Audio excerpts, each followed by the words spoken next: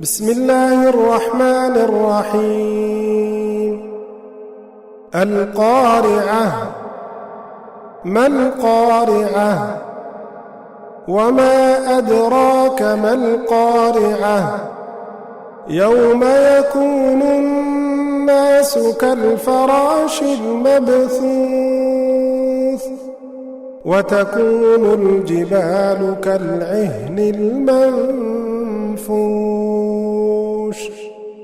فأما من ثقلت موازينه فهو في عيشة راضية وأما من خفت موازينه فأمه هاوية وما أدراك ما هي نار حامية